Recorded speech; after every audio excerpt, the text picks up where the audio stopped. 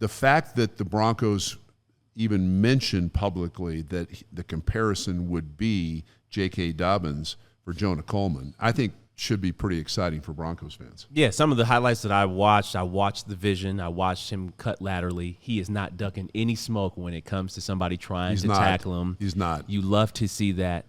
And, Dave, you and I both know when it comes to pass protection, like that's a want to. You have to want to do that. And he talked about now I get to protect Bo Nix. Smart to say. Yeah, smart to say. Also shows me that people are, it's super cool to see that people are aware of Bo being a top quarterback in this league.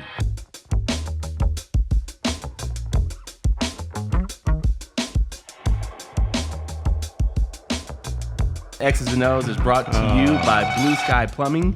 Go to blueskyplumbing.com or call 720-248-0484 to schedule your appointment today and tell them X's and O's sent you. That's 720-248-0484. All right, everybody, we are back with a Broncos draft edition of X's and O's, and I am with KOA's own Dave Logan, the legend, who's been drafted in 3 sports. I need to introduce you. I'm with, and then whose own are you? Dave Logan's, DNVR? Dave Logan's own. No. DNVR's own. Your DNVR's own. Yeah. Bennie Fowler. Okay. Yeah. All right. Sounds good. All right, so are you doing it? Or What's up?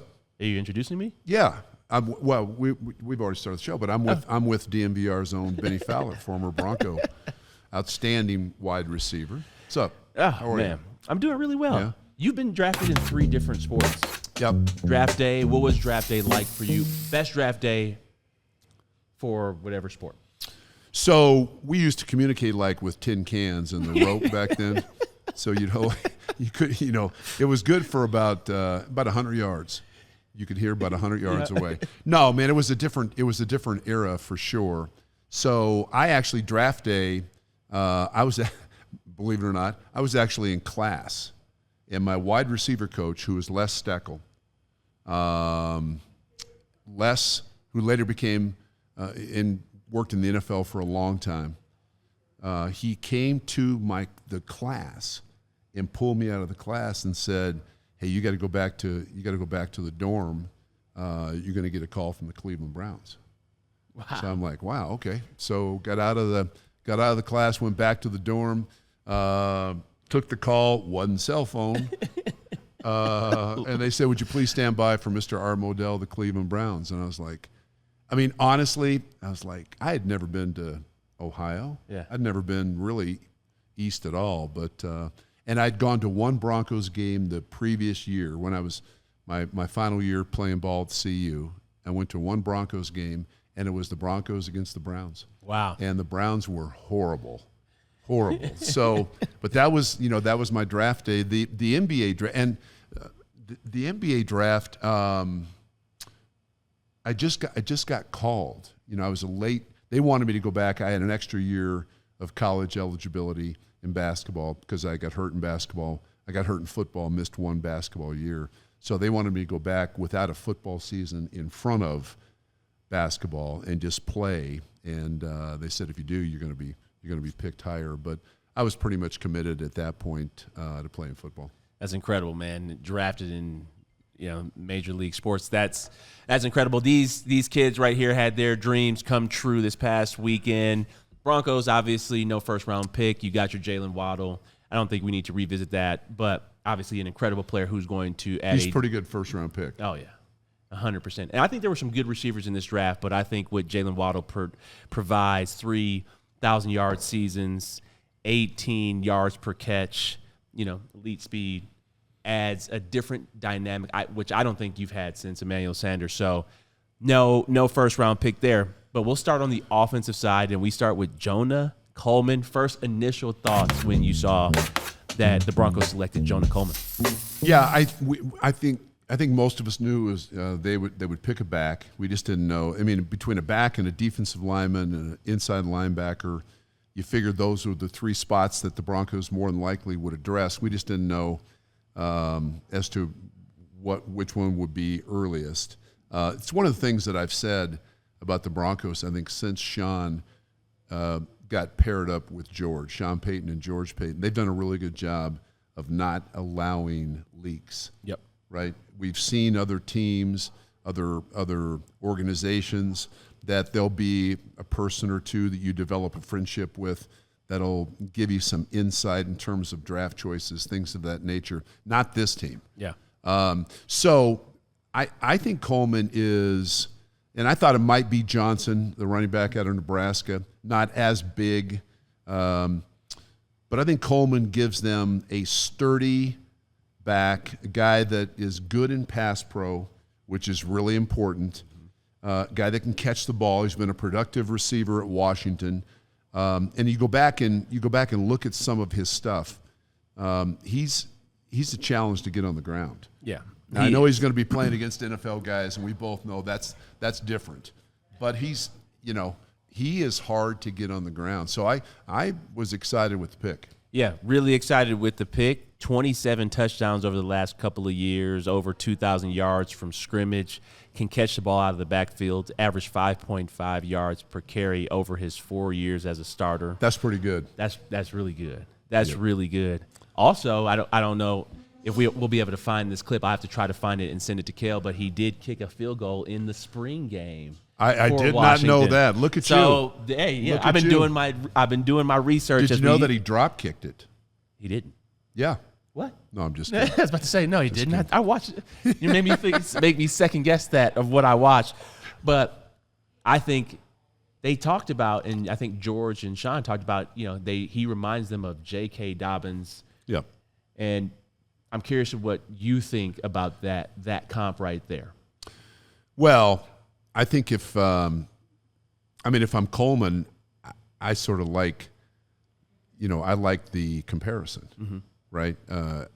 Both you and I have talked about this, and I've on the air calling Broncos games. I mean, I have said how much I love J.K. Dobbins in terms of just his ability. Yeah. He's, when he's healthy, he's a top 5 or 6 running back to me in the league for this team.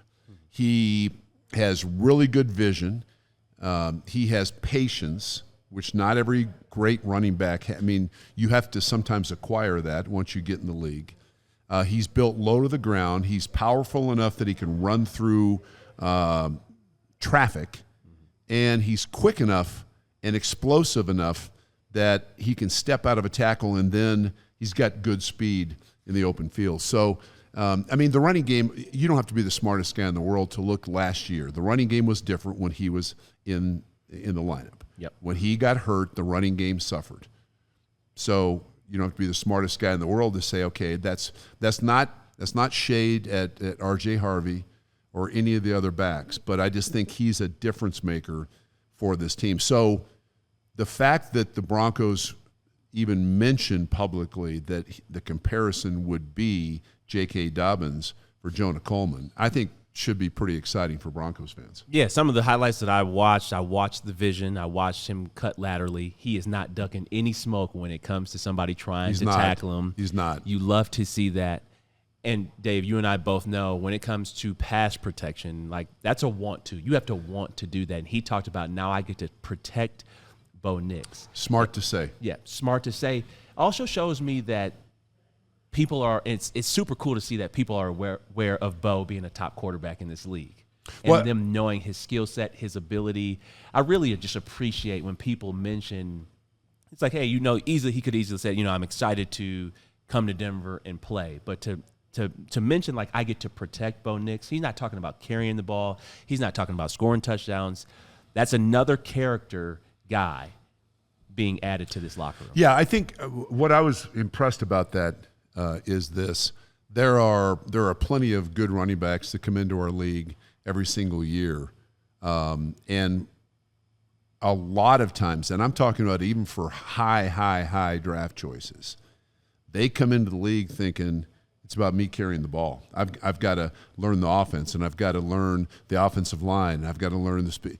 But they unless they are told, they don't have that sort of awareness thing about, man, pass pro is vital for running backs in this league. And there's not a coach out of 32 head coaches that wouldn't say the same thing. You know, you can be as skilled a running back as anybody. If you don't understand the importance of, on 3rd down and 9, being able to stick your helmet right under somebody's chin, and that's a hard thing to do, because you're more times than not as a running back, you're giving up some size in that, and it requires guys that are willing to step up and battle. So I think he's got an awareness. What that comment told me was he's got an awareness that that's a really important element of being a good running back. 100%. You know, I saw that with Saquon. His first couple years, his first 2 years in the league, I was teammates with him, and the pass pro wasn't there, and teams would pick on that. I think when you have a Jonah Coleman out there, you don't know if it's a run or a pass. And I think, you know, when Tyler Bidet, good player for the Broncos, when he would come in the game, you know it's 3rd down, you know screen is coming, or you know that he's in there to the pass pro. I think with Jonah Coleman, every down back. Yeah, and I think it's also going to be interesting to see sort of the competition in camp with respect to R.J. Harvey. Yeah. So if I'm R.J. Harvey, you know, yeah. I mean, we've all had to deal with it as players. You think, you know, things went pretty well for your rookie season. You feel good. You got your off-season workout program going, and then all of a sudden, here comes a new face in the room, and that and it's just how the league works for players. I mean, that face and any other face that comes into the room is trying to take your business. Yep. So only one ball. There's only one ball. There's only so many backs that are gonna make the team. Now, I think Harvey, I mean, certainly is going to make the team, but I think you will be able to, the staff will be able to, if they don't know already, really gauge the overall competitiveness of every player in that room, right? Who's going to take a step back? Who's going to acquiesce? Who's going to? It's just an uber competitive environment, and I can't wait to see how it plays out. It's one of the most nerve-wracking things as a player, and you and I both know this as former players, is that yes, I 100% agree with you, and you saw that in the receiver room as well with the Jalen Waddle trade.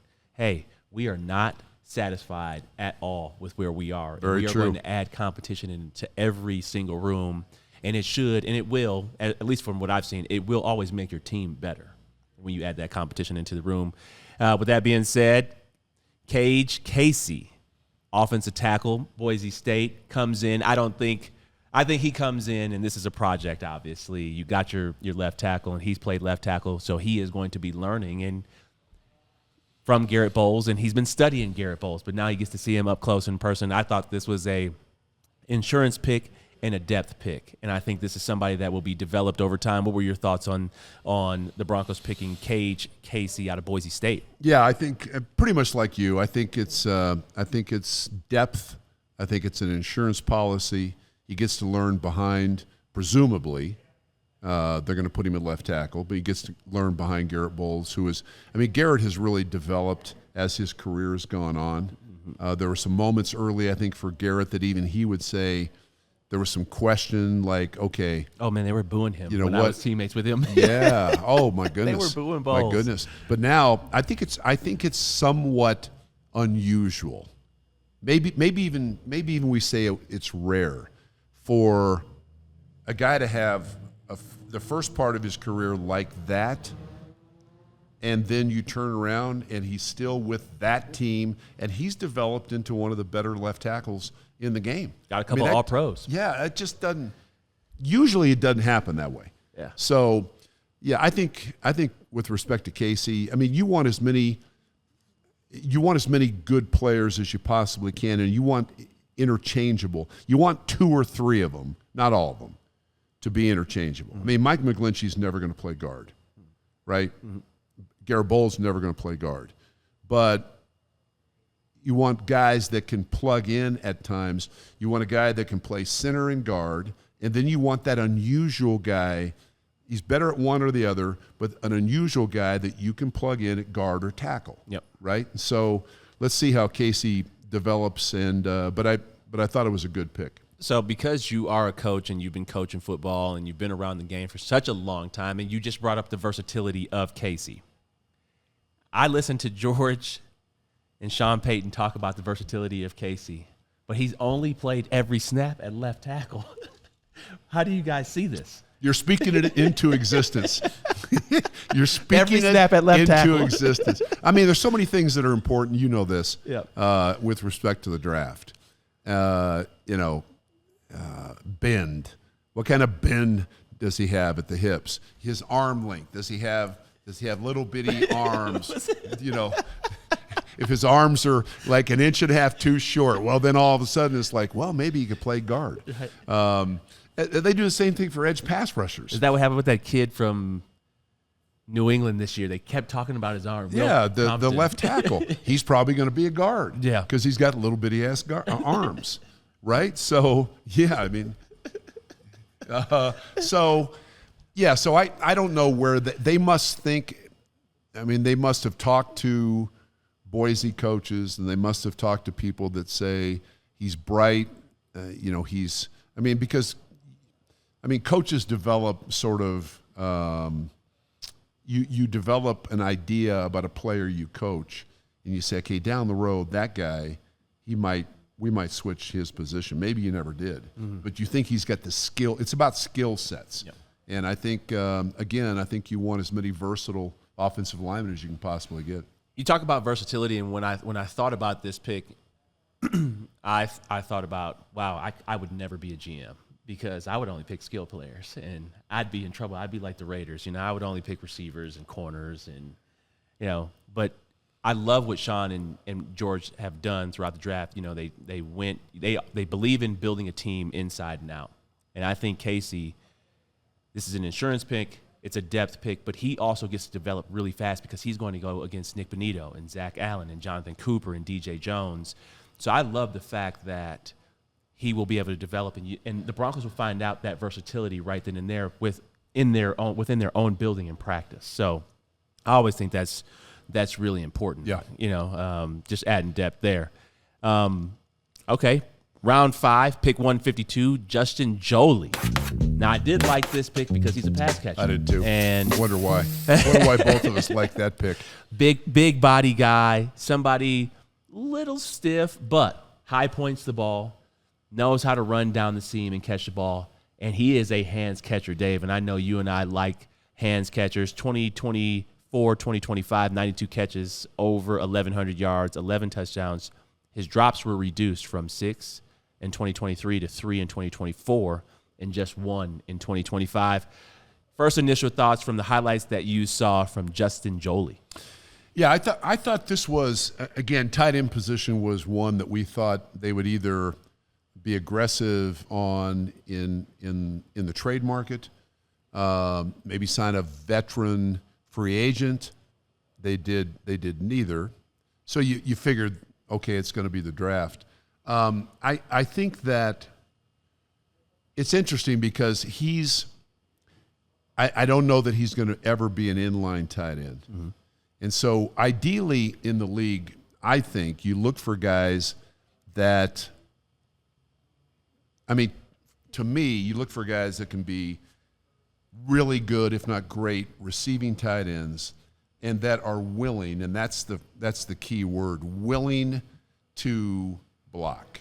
They're not going to be devastating one-on-one blockers. There are very few, in fact, probably less than a handful minus a few fingers, of tight ends that you can put in line and feel confident that he can block not only the bigger outside linebackers, but occasionally even block a defensive end. Kittle is the only one I think. Well, and Gronkowski could back in the day. Yep.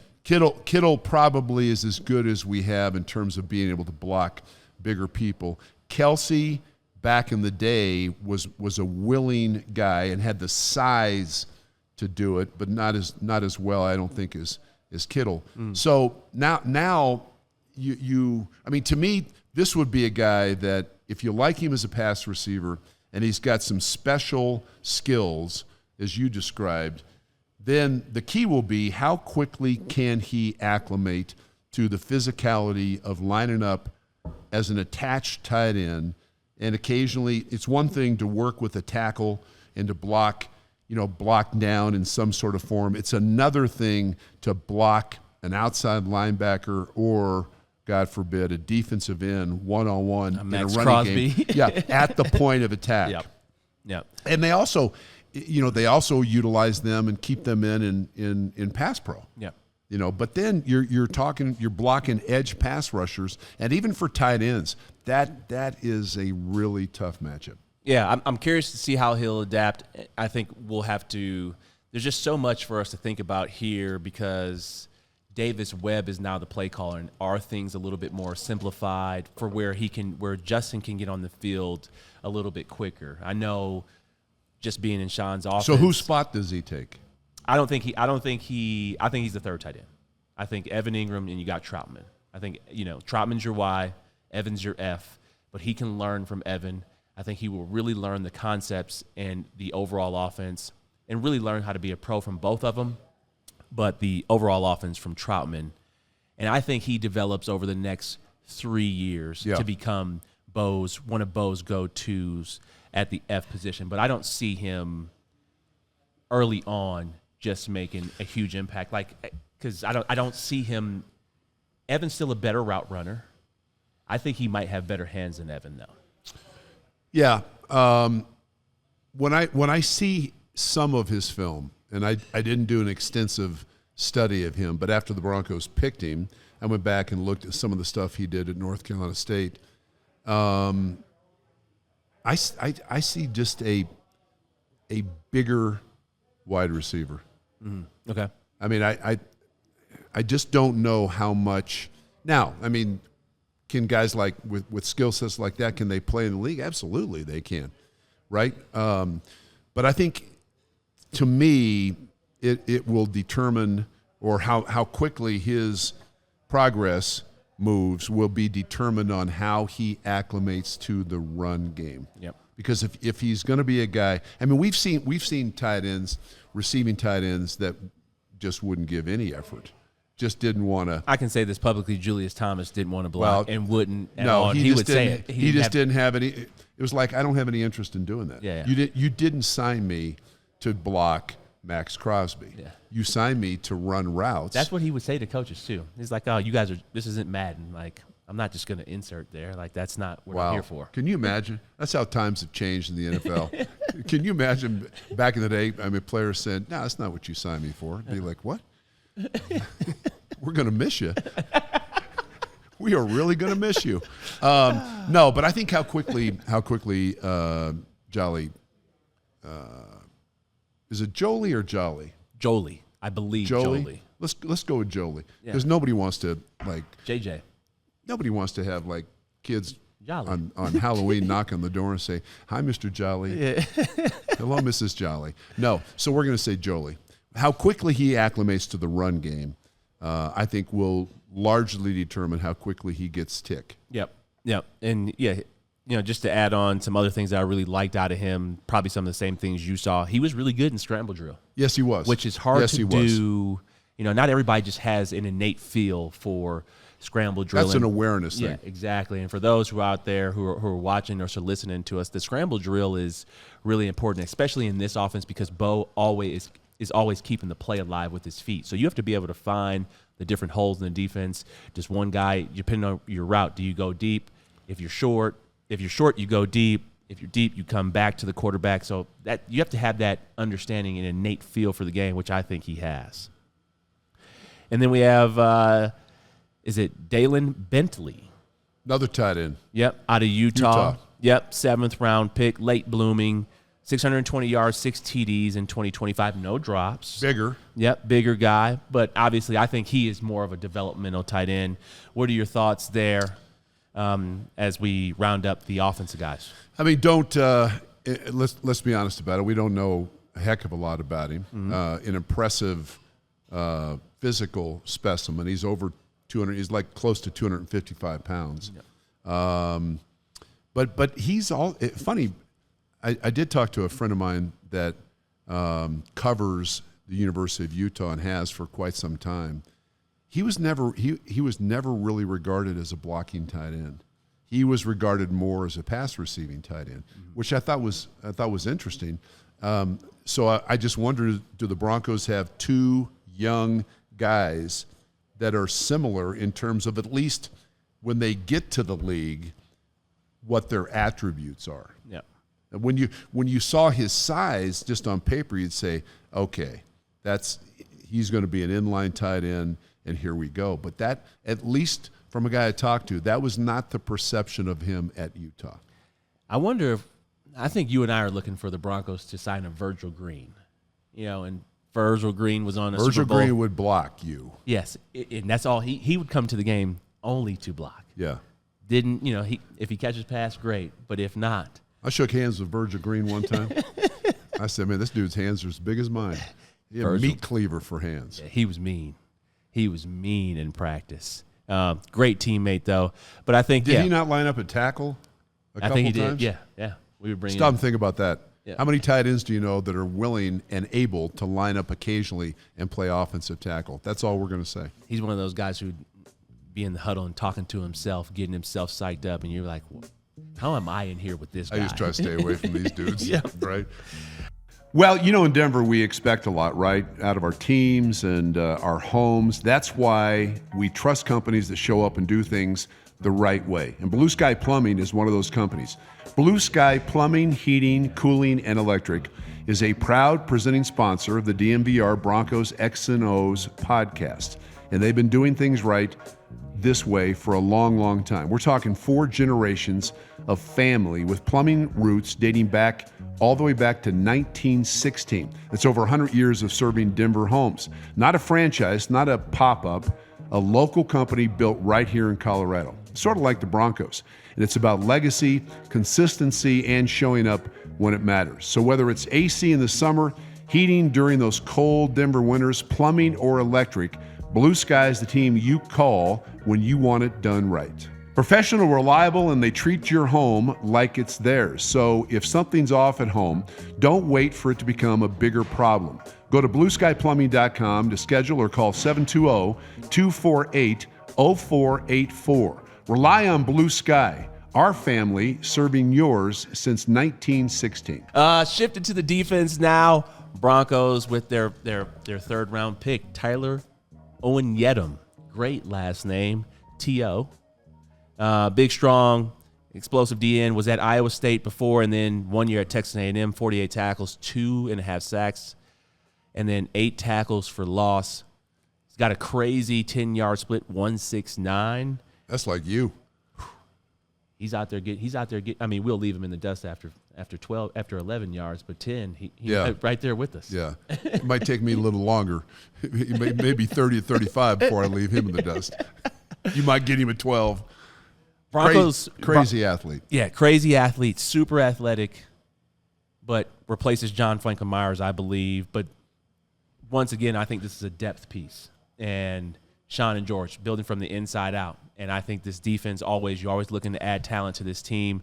What were your first initial thoughts on the Broncos? Yeah, picking two things. Going back and looking at him, when I say crazy athlete, he's got what I would say, he's got the feet of a dancing bear.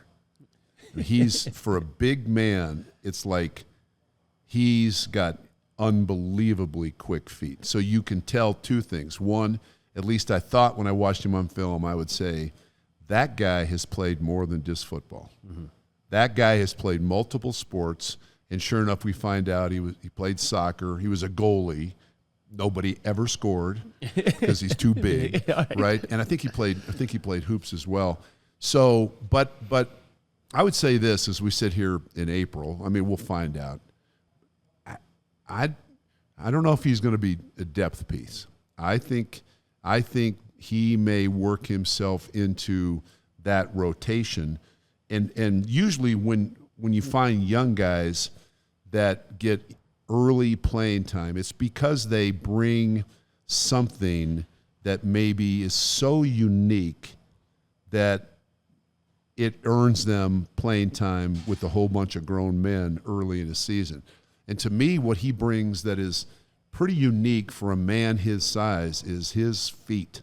He's got really quick feet, and he is uber athletic. I mean, I watched him. Now, I understand the offensive linemen in the NFL are just better and bigger and grown men than what he faced in college. But there were times in college. It's not like A&M doesn't play anybody in college. They're in the SEC. Yeah.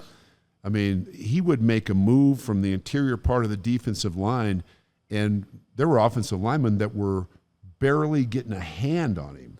So I'm like, okay, he's got some really nice skill. Yeah. He's got some crazy clips. He's got a strip sack against Arch Manning. He had some crazy clips at the Shrine Bowl. Yes. And so I'm going to be on the lookout to see where he will play and how he gets into that rotation. Obviously, preseason will tell a lot, but I think I'll set up the what do you want to race him in a 20? how long I need to prepare for this. I don't sprint anymore.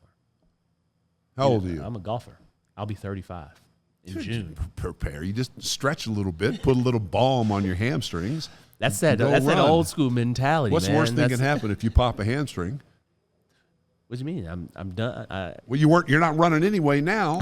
I'll set it up. We'll do it for charity. We'll do a 20-yard split. I'll have the old stopwatch, and we'll see. All right, let's do it. You're gonna reach out to him. You're gonna get. I can do that. I'll do that through the Broncos. All right, let's do it. We'll set it up with charity.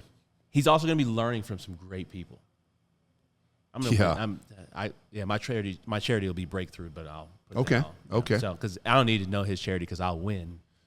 Okay. I'm a winner. Well, listen, I have a lot of respect for you and faith in you, but I've seen him.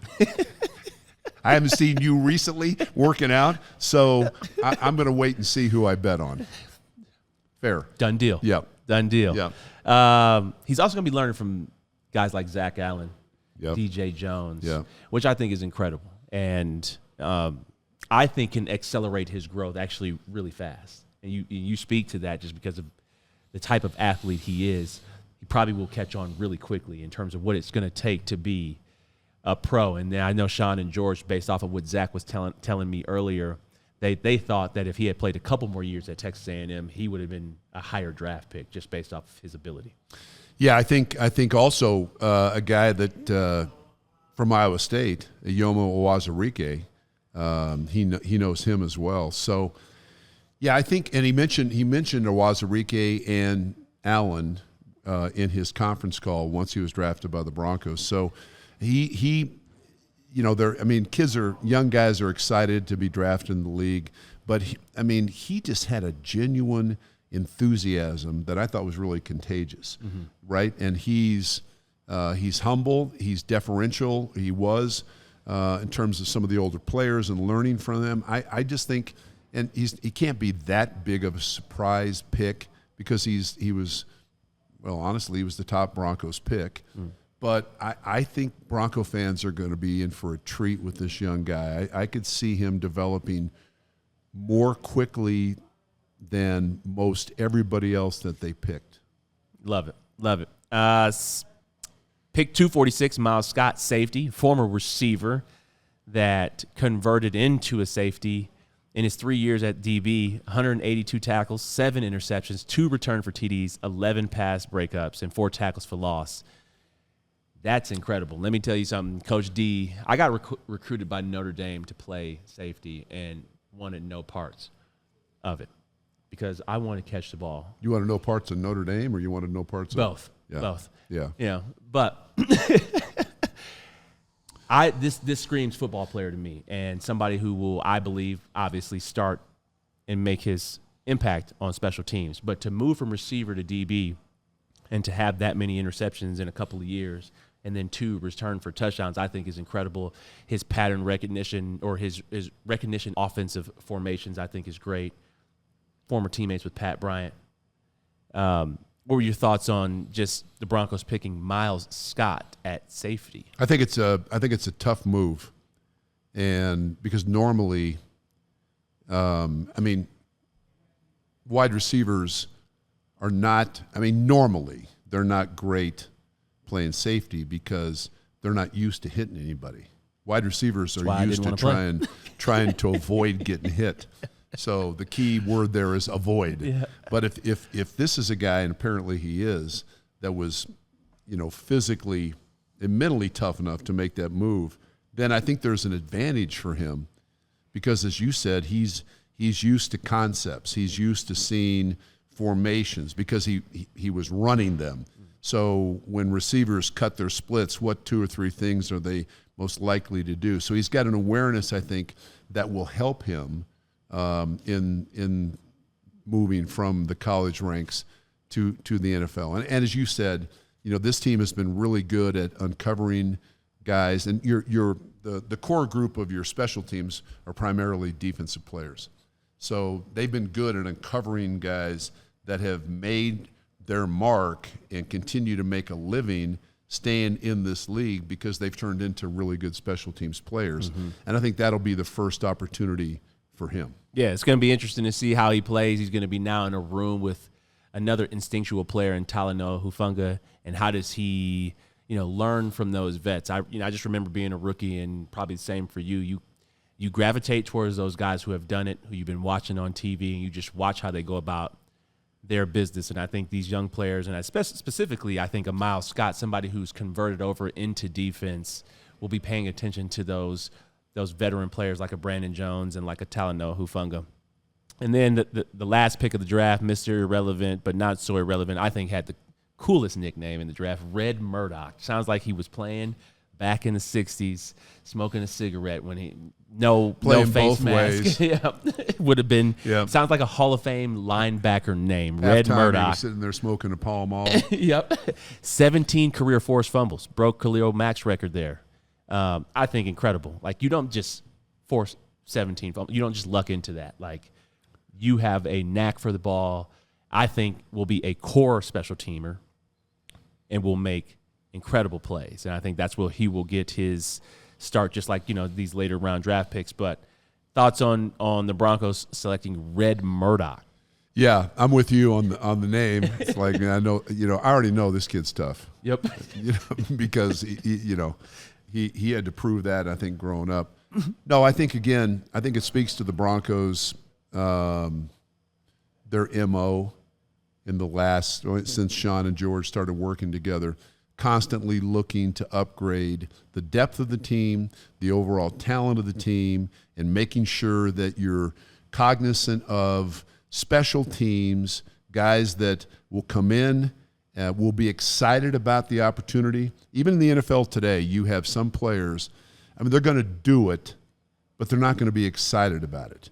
And the really good special teams units have a whole bunch of dudes that are really excited about getting out and making plays, because it helps immensely. It helps your team win games. I also think it's worth pointing out that it's not by coincidence that, again, the Broncos looked in this draft at what kind of person you are before we draft you. You have to have the requisite talent, but we also want guys that have been captains. We want leaders. We want, older players. If it doesn't scare them off, right? The tight end of Utah, I think, is 25. So I think they're trying to continue, which they have over the last 3 years, continue to put the right kind of temperament of player and the right kind of leader of player and selfless guys that are not divas, as we say, into that locker room, because the more, and they've done a good job of that, the more you have of those type people, I think the easier it is to go through the rigors of an NFL season. Yeah, I was definitely gonna harp on that. I think Sean and George have shown or done a really good job. They are finding football players who have played a lot of football. You think about Bo Nix, you think about Nick Bonito, you think about some of these players that they have drafted. They have drafted guys who have played a lot of football and made meaningful plays. When I look at Red Murdok, obviously he's played a lot of football, but an impactful player with 17 forced fumbles. That's a bunch. You said it, but that is a bunch. That's a lot. Even the Miles Scott in the 7th round, 7 interceptions, 2 returned for TDs. I think these things are really important as you talked about the depth. All right, we're going to go to some rapid fire questions. Now, where did we get these questions? These are things I've been thinking about over the weekend. Oh, these are your questions. Yeah, these are my questions. Okay. All right, so All right. I haven't answered these either. So, but which rookie will make the biggest impact in 2026? You first. Or I can go first, whatever you think.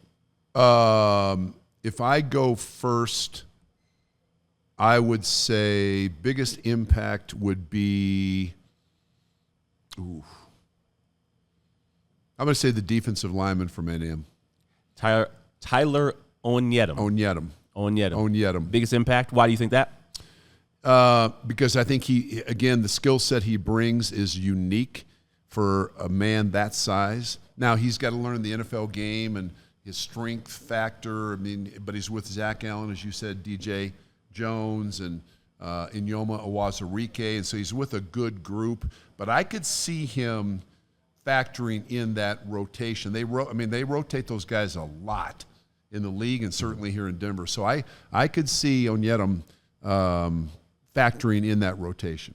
Biggest impact for me I'm going to go Jonah Coleman, and I think he will end up leading this team in rushing TDs this year. I think short yardage, goal line, I believe he will lead the team. And I think and the reason why I think this also is because he does not give a tell. He will pass protect so you can play him on first, second, and third down. I think he's an extremely hard runner, but I think those 3rd and 1, 3rd and 2s where you would get stuffed in the backfield, I think he becomes that back bowling ball type of body and somebody who can catch the ball out of the backfield. So I see him having the biggest impact in 2026. I like the pick. That was the other one that I thought of. For him, I think the key will be picking up the speed of the game. Mm-hmm. Not that he can't. I expect him to, but I think that will be, just watching him, I think that'll be a little bit different. Rookie with the biggest impact long term. So let's say 3 to 4 years, 3 and 4.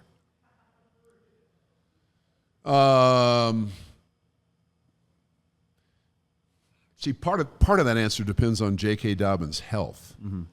So I would say either the first 2 picks. Yeah. I would maybe I'd go with Coleman there, just because we're not sure if J.K. stays healthy, he's going to be the bell cow.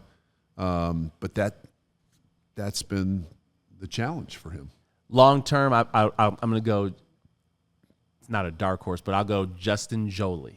Long term, I think he develops into Bo's go-to guy. This is year 3, year 4. Really? I believe he becomes that 60 catch guy. He's your F tight end, in 12 personnel. He's playing the Y in your 11 personnel, your 3 receiver sets. But I believe he becomes a go-to safety blanket for Bo Nix in year 3, year 4. Okay. All right. Which rookie could be the dark horse biggest producer for this team? Now, I'm not talking about our first couple picks. Were you drinking when you came up with this list? No. No? Nope. Okay. Nope. Because they're all the questions are all pretty much similar, kind of similar. Yeah, not kind of similar. I mean, right? What's this last question? The dark horse. So I'm thinking about your 6th round pick, your 7th round pick. Okay, so it has these to be, are guys okay. They're fighting to make the team, like your Miles Scott or let's go with Red Murdok. Let's go with Red Murdok. I mean, lots of plays made in college. I know they're different. It's a different deal. I get that. But if I pick a dark horse, plus I just like the name. Yep. He's my dark horse. Pass intercept. He's your dark horse too? Oh, yeah. Okay. I just think. Pass intercepted by Red Murdok. Yeah. It's great. Fumble. Fumble caused by Red Murdok. Yeah. Yeah, get ready for that one. It's like he should be a character in Tombstone. Yes. Right? Wide Earp and Red Murdok. Yeah. Love it. Doc Holliday. Yeah. And Red Murdok. Tombstone, if you haven't seen that, go watch it. Great movie, great classic. Yep. All right, last question. This is a fun one. First of these rookies to be sign an extension. Oh, wow. So none of them were first rounders. So Nope. you don't have the 5. So they all signed 4. Yep. And it can get extended after 3. I would say I'm going to say the defensive lineman. Tyler Onyedim. Onyedim. Onyedim. Yeah, Ooh. again, maybe when I saw his stuff, and then I went back and looked at it more closely. I watched a couple of games. Man, I'm not sure how he lasted as long as he did. Yeah. That was what I came away with after watching 2 games pretty much of every snap of him. I'm like, so, okay, what am I missing? You've got a 300-pound dancing bear who's an athlete inside. Why did he last as long as he did? That's how high I am on his potential. So first one to get extended is Onyedim. For me, it's going to be Red Murdok on a special teams Look deal. at you. On a special teams deal. Nice. That is, I see him just making plays, and he becomes that core piece, not similar, maybe a little bit similar to a Todd Davis. Todd, got to start on special teams, would make some plays, make some huge impact And hits. then he worked his way into the starting lineup. Yep. So Red Murdok, that's my. And then it'll be the Red Murdok show. Yep. Right here on DNVR. Well, everybody, hey, that's the draft edition of Broncos X O's with my host and good friend, Dave Logan. Really appreciate you. I'm Bennie Fowler. Appreciate you guys joining. Please like and subscribe, and thank you for always tuning in. We all silly like the mayor.